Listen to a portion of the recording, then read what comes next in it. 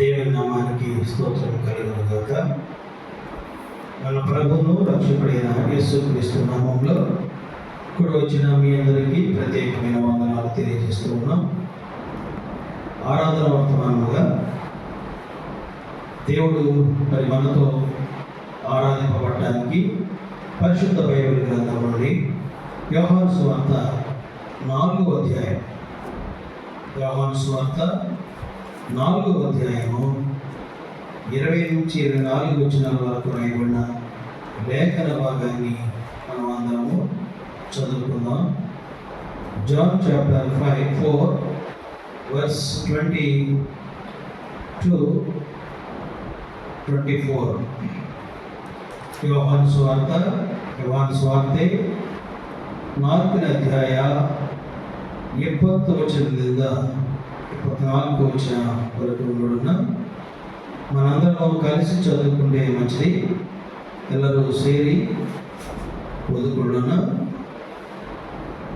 20 నుంచి 24 వచనాలు. యోహాను సువార్త 4:20 నుంచి 24 వచనాలు మనందరం కలిసి చదువుకుందాం.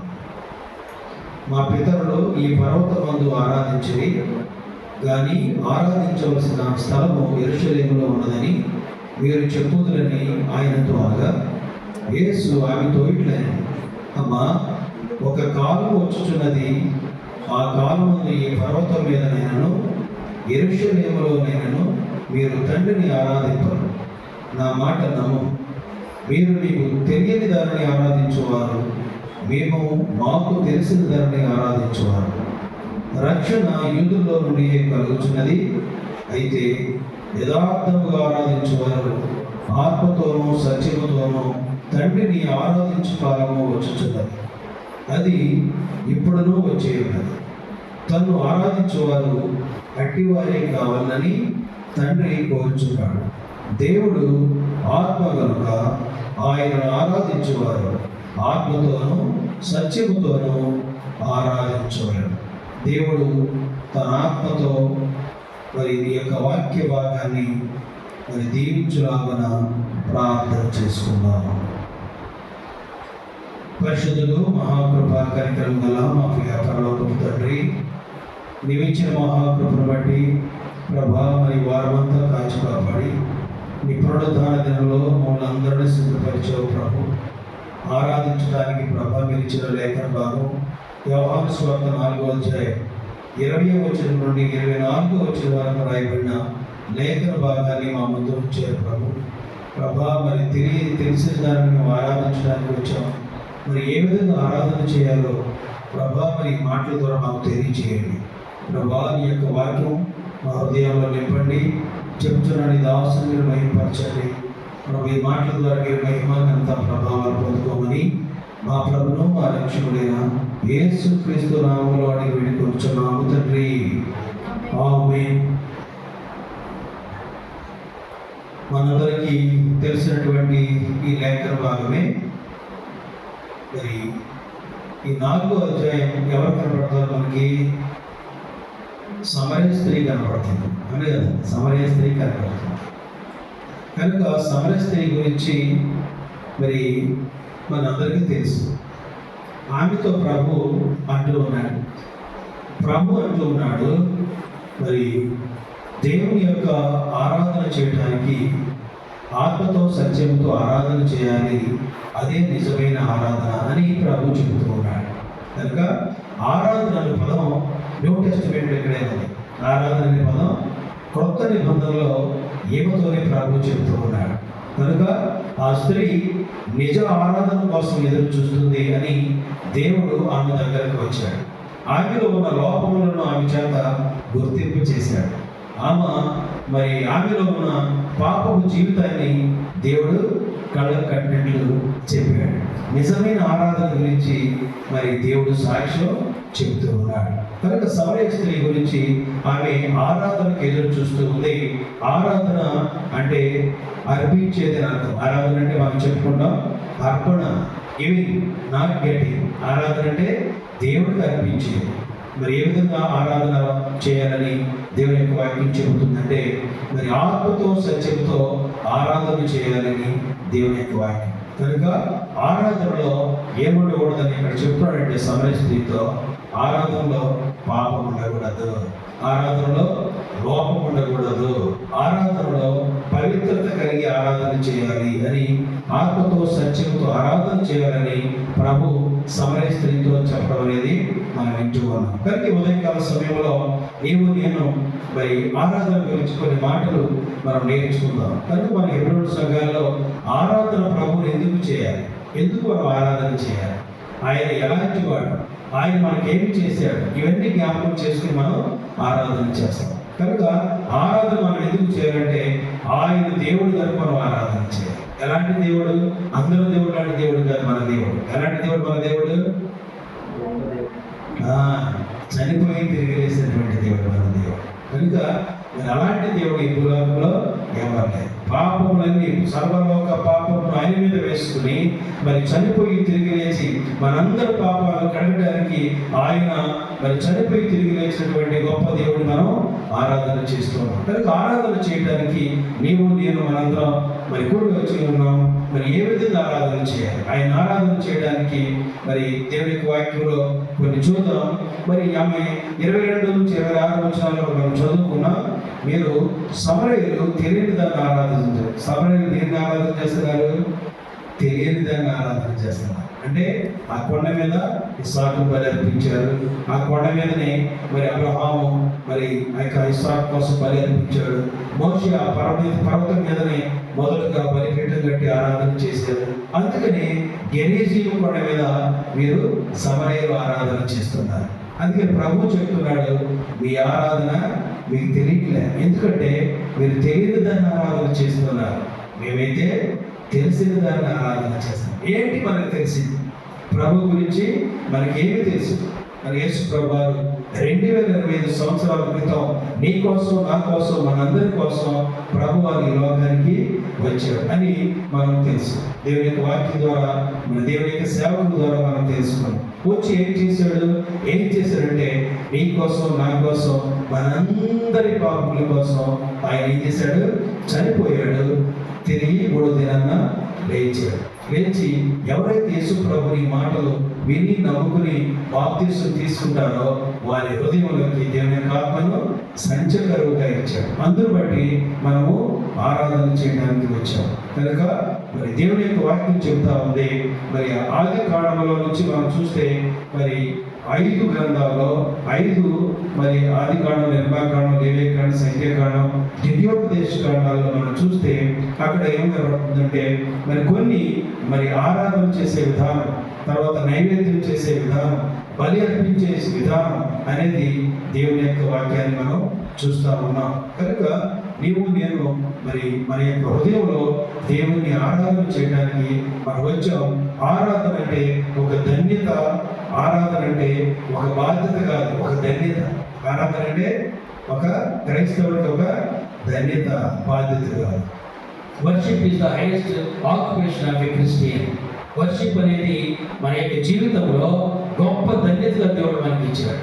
కనుక మరి పాటలు పాడటం మంచిదే, వాక్యం చెప్పడం మంచిదే, వాక్యం వినడం మంచిదే, కానీ ఆరాధన అంటే ఆత్మతో సత్యంతో ఆరాధన చేయాలని ప్రభువు కోరుతూ ఉన్నాడు. కనుక ఉదయకాల సమయంలో మరి ఒక క్రైస్తవునికి ఉన్నతమైన వృత్తి ఆరాధన. ఎందుకు వెళ్తున్నాయంటే ఆరాధన సమయం. ఎందుకంటే ఎక్కడికి వెళ్తున్నారంటే ఆరాధన వెళ్తున్నాం. ఎవరిని ఆరాధన చేయడానికి? సజీవుడైన క్రీస్తుని ఆరాధన చేయడానికి. ఎందుకు ఆరాధన చేస్తావు? నా పాపాలు ఆయన కడిగడానికి నేను ఆరాధన చేయడానికి వెళుతున్నాను. నా యొక్క పాపాలు ఆయన మీద వేసుకుని నా పాపాలన్నీ తీసివేసి నన్ను పరిశుద్ధులుగా చేశాడు. అందును బట్టి ఉదయకాల సమయంలో ఆరాధన చేయడానికి వచ్చేదని దేవుని యొక్క వాక్యం సెలవిస్తా ఉంది. కనుక పాత నిబంధనలు అయితే ఆదికాండం 18వ అధ్యాయం 2వ వాక్యంలో కనబడుతూ ఉంది ఆరాధన గురించి. ఆదికాండం 18వ అధ్యాయం 2వ వాక్యంలో కనబడుతూ ఉంది. అబ్రహాము యొక్క ఆరాధన మనం చూస్తూ ఉన్నాం.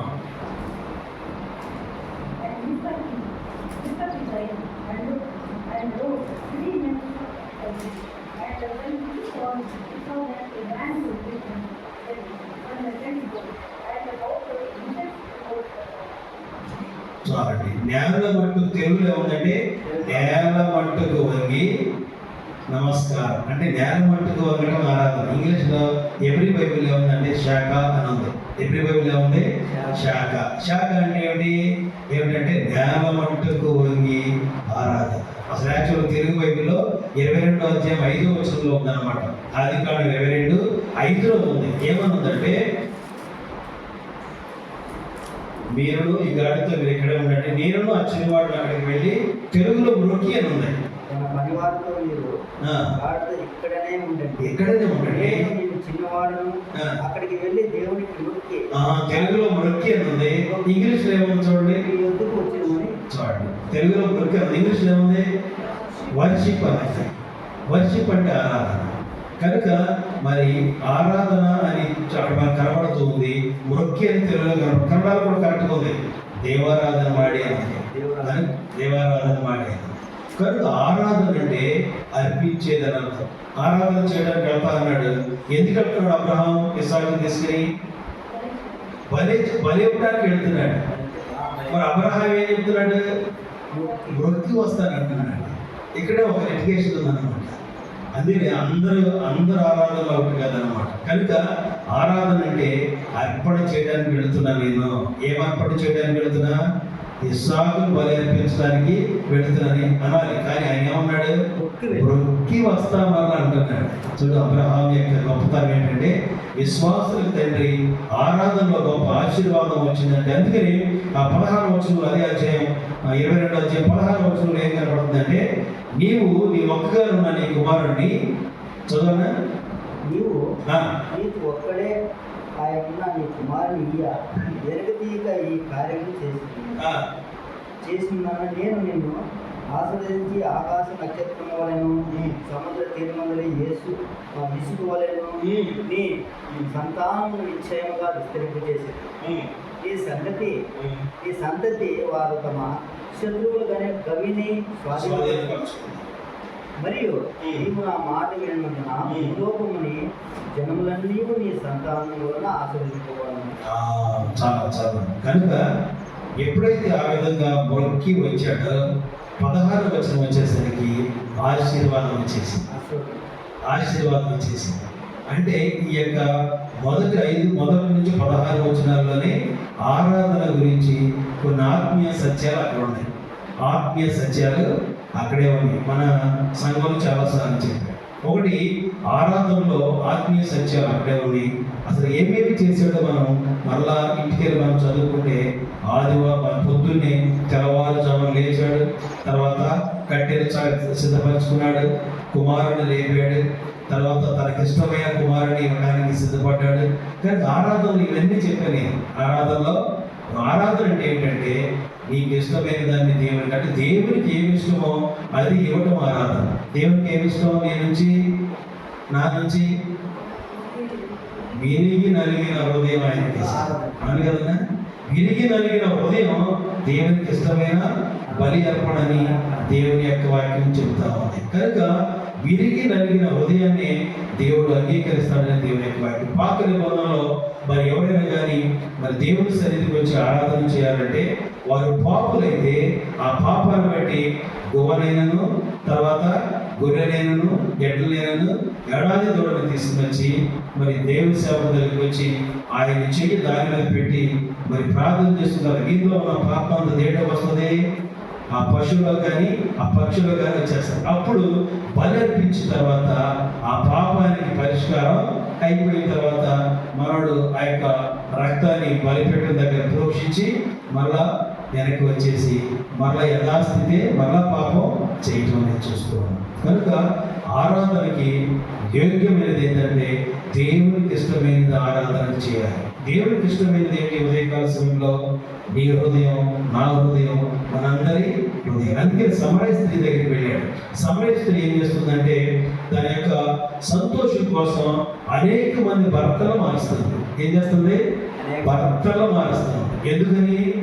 హ్యాపీనెస్ కోసం తెలియదు, సంతోషం కోసం. అప్పుడు ప్రభు అడుగుతున్నాడు, అమ్మా నీ భర్తను తీసుకురా, నేను నీళ్ళిస్తా నీకు అన్నాడు. అంటే నాకు భర్త లేడయ్యా.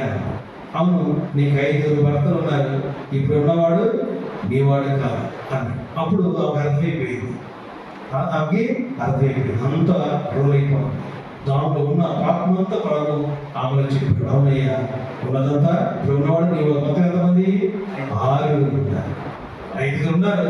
ఇప్పుడు ఉన్నవాడు నీవాడు కాదు అంటే మొత్తం 6 ఉన్నారు. అప్పుడు ఆమె తెలిసిపోయింది, ఆమె హృదయాన్ని ప్రభు చెప్పాడని తెలిసిపోయి ఇది చాలా గొప్ప ప్రవక్త అని తెలుసుకుంది.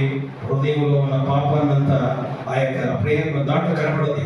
ఆ కుండను అక్కడ వదిలిపెట్టి వెళ్ళిపోయి సమరయ ప్రాంతాన్నంతా నేను ప్రభువును చూశాను, నేను నాలో ఉన్న పాపాన్నంతా చెప్పినటువంటి గొప్ప వ్యక్తిని నేను చూశాను, మీరందరూ రండి, యేసు ప్రభు నిజమైన దేవుడు అని సువార్త అంతా సమరయ ప్రాంతాన్ని చెప్పేసి.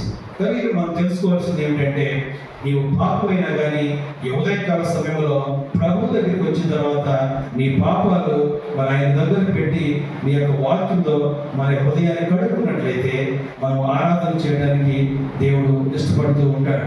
కనుక దేవుని యొక్క ఆరాధన చేయడానికి నీకు నాకు మనందరికీ ఇచ్చిన గొప్ప భాగ్యం ఆయన రక్తం చేత నీ పాపాలు నా పాపాలు మనందరి పాపాలు ఆయన కడిగాడు. అందుకని మన వ్యక్తిగత మన సంఘాల్లో ప్రార్థన వేరు, ఆరాధన వేరు, స్తుతి వేరు అని చెప్తాం. ప్రార్థన వేరు, ఆరాధన వేరు, స్తుతి వేరు. కనుక చాలా మందిని స్తుతి చేయమంటే ఏం చేస్తారు? ప్రార్థన చేస్తారు. ప్రార్థన చేయడం బాగా ఏం చేస్తారు? స్తుతి చేస్తారు. బాగలకోటలో కూడా చాలా చెప్పారన్నమాట, చాలాసార్లు. కనుక అర్పిస్తున్నాం అన్నది ఆరాధన ఏం చేయాలి? అర్పించాలి. ఆరాధన ఏం చేయాలి? అర్పించాలి. మరి స్తుతిని ఏం చేయాలి? వేడుకుంటున్నాం దేవుడు చేసిన మేలును బట్టి. ప్రార్థన ఇప్పుడు ప్రార్థన అంటే వేడుకుంటున్నాం, ప్రార్థన అంటే ప్రభుతో మాట్లాడి, ప్రభా నాకు ఇది కావాలి అది కావాలి అని యేసు నామములో వేడుకుంటున్నాం అనేది ప్రార్థన. మరి ఆరాధన అంటే అర్పిస్తున్నాం, ప్రభా నీవు నా కోసం ఈ లోకానికి వచ్చావు, నా పాపం కోసం ఈ లోకానికి వచ్చావు, నా పాపాన్ని తీసివేయడానికి లోకానికి వచ్చావు, నీవు తీసివేయడానికి 39 కొరడాలు కొట్టించుకున్నావు, 6 అన్యాయ తీర్పు తీర్పించుకున్నావు, ప్రక్కలో బల్లెపోటు పడిపించుకున్నావు, ముళ్ళ కిరీటం పెట్టించుకున్నావు, కనుక కాళ్ళలో చేతుల్లో మేకలు కొట్టించుకున్నావు, ఒళ్ళంతా మరి దెబ్బలు మొత్తం కలిసి 5480 మరి గాయాలు మరి వంటి నిండా ఉన్నాయి. ప్రభా ఎంత గొప్ప త్యాగం నా కోసం చేశావు, కనుక నేను ఇచ్చిన రక్షణ పాత్రను చేత పట్టుకుని నా దేని స్తుతి ఆరాధన నీకే అర్పిస్తున్నానని చెప్పాలి. ఇది ఆరాధన చేయాలి. కనుక ఆయన ఎంత ఆరాధన చేయాలంటే ఆయన ఎంత గొప్పడో నీకు తెలుసుండాలి. ఆరాధన చేయాలంటే ఆయన నీకేం చేశాడో తెలుసుండాలి. ఆరాధన చేయాలంటే ఆయన నీకేం చేశాడో తెలిసిన తర్వాత నీవు ఆయనకు అర్పించేదే నిజమైన ఆరాధన అని ఈ యొక్క సమరయ స్త్రీ కూడా సమరయ ఆరాధన చేస్తున్నారు. గెరిజీము కొండ దగ్గర ఎందుకు అబ్రహాం గురించి చెప్పారంటే ఆ బలి అర్పించింది గెరిజీము కొండ అని ఆ కాలంలో అంటారు. ఆ యొక్క మోషే కూడా బలిపీఠం కట్టింది గెరిజీము కొండ. వీళ్ళు ఏం చేస్తారంటే అక్కడే దేవుడు ఉన్నాడు కదని వీరందరూ ఎవరున్నారో తెలియదు, కానీ పూర్వీకులు చేశారు కాబట్టి మేము కూడా చేస్తున్నాం అని మీరు ఆరాధన చేస్తున్నారు. కానీ దేవుడు వచ్చాడు, మీ ఆరాధన తెలియని దాన్ని చేస్తున్నారు మీరు, కానీ మేము తెలిసిన దాన్ని ఆరాధన చేస్తున్నాం. ఈ ఉదయకాల సమయంలో నీకు నాకు తెలిసింది ఏమిటి అనేది మనం తెలుసు. నీకు నాకు తెలిసింది ఏంటి చెప్పండి. నీకు నాకు ఏం తెలుసు? నిజమైన దేవుడు ఏంటో నీకు తెలుసు, నిజమైన సృష్టికర్త నీకు తెలుసు, నిజమైన దేవుడు నీ కోసం ఏం చేశాడో నీకు తెలుసు. అందును బట్టి మరి నీవు నేను ఆరాధన చేయడానికి ఇక్కడికి వచ్చావు. కనుక మన ఆరాధన ఆశీర్వాదకరంగా మారాలంటే నీవు నేను మనందరము చేయవలసింది ఏం చేయాలి? హృదయాన్ని దేవునికి సమర్పించి ఆత్మతో సత్యముతో ఆయన ఆరాధన చేయాలి. అందుకని యోహాను సువార్త 3:7లో నికోదేముతో ప్రభు చెబుతూ ఉన్నాడు. ఏమని చెబుతున్నాడంటే యోహాను సువార్త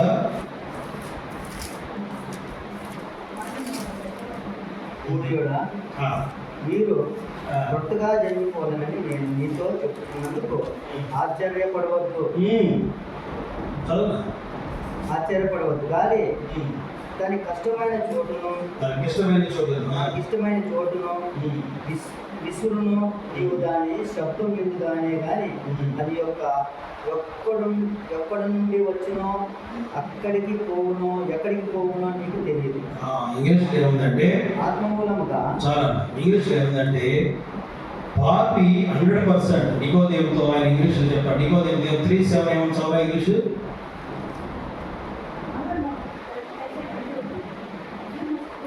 యూ మస్ట్ ఉన్నాడు కదా, you must be born again. ఇంగ్లీష్లో బాగుంటుంది, యూ మస్ట్ బి బోర్న్ అంటే ఏంటన్నమాట? నువ్వు కొత్తగా జన్మించకూడదు, నువ్వు కంపల్సరీగా కొత్తగా జన్మించాలి. You must be born again. ఇంగ్లీష్లో బాగుంది, యూ మస్ట్ బి బోర్న్. పాపి మస్ట్ బి బోర్న్ అగైన్. పాప అనేవాడు కంపల్సరీగా కొత్తగా జన్మిస్తేనే వాడు ఆరాధన చేయాలి. రెండవదిగా మరి 3:15లో మనం చూస్తే పాపి ఖచ్చితంగా చేయాలి. లోకము తన కుమారుని ద్వారా రక్షణ పొందటికే గాని లోకమునకు తీర్పు తీర్చుటకు దేవుడు ఆయనను లోకంలోనికి పంపలేదు. ఇంగ్లీష్లో చూడండి, లోకంలోనికి పంపలేదు. ఇంగ్లీష్లో చూడండి 3:15.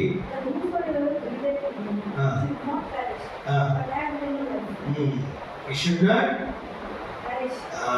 అంటే you must sinner పాపి you must sinner you must born again. తర్వాత ఇక్కడ ఉంది saviour you must be salvation. యేసు ప్రభువు ఈ లోకానికి ఎందుకు వచ్చాడంటే నీకు రక్షణ ఇవ్వడానికి వచ్చాడు. తర్వాత సర్వెంట్ సేవకుడు ఖచ్చితంగా చేయవలసింది ఏమిటంటే ఆరాధనే. కనుక దేవుని యొక్క వాక్యం చెబుతుంది, నువ్వు పాపు అయితే యు మస్ట్ అండ్ షుడ్ ఏం చేయాలి? క్రొత్తగా జన్మించాలి.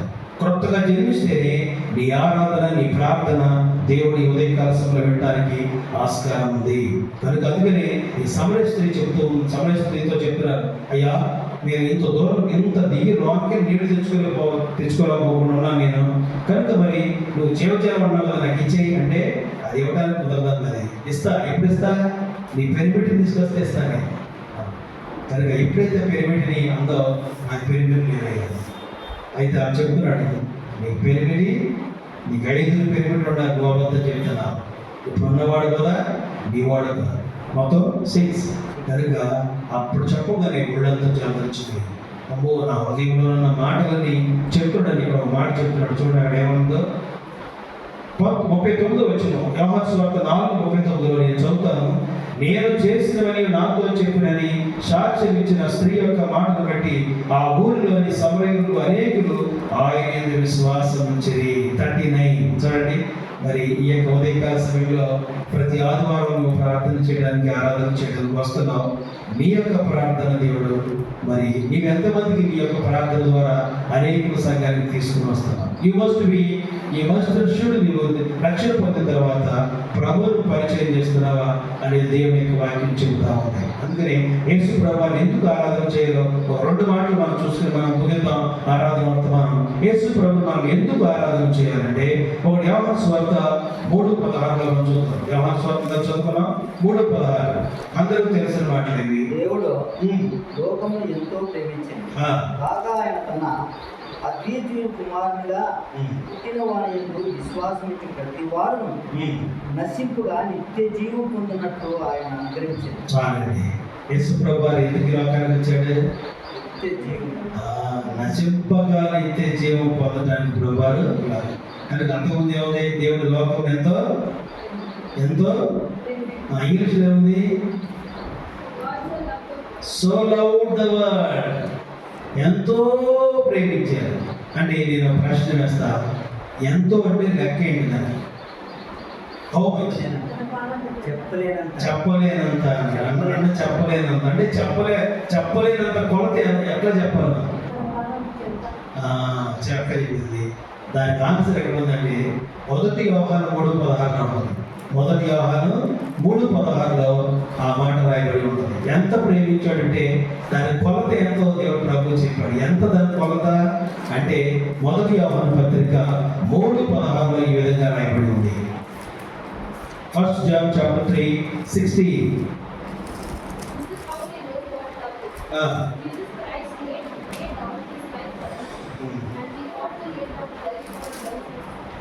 చదవనా 3:16. ఆయన మన నిమిత్తము తన ప్రాణమును పెట్టాడు. ఎవరి నిమిత్తము?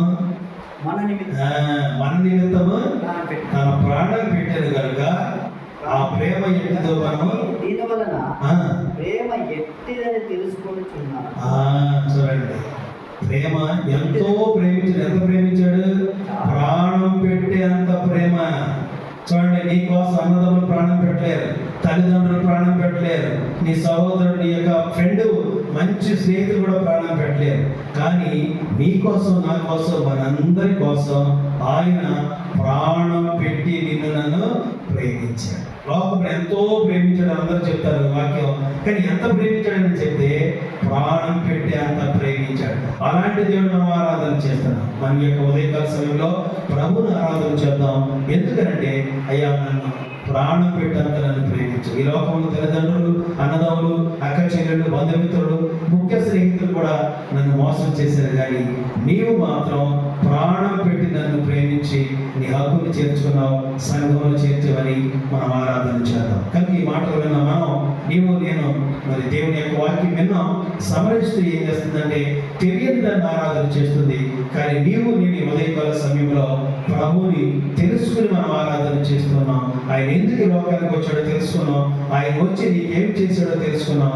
కనుక ఈ విషయాలు మనం జ్ఞాపకం చేసుకుని కొద్ది నిమిషాలు మనం ఆరాధన చేసిన తర్వాత మన బలవర్తమానంలోకి వెళదాం. దేవుడి యొక్క ఆరాధన వర్తమానాన్ని దీవించి మనకు సహాయం చేయగాక మనం ఆరాధన చేద్దాం.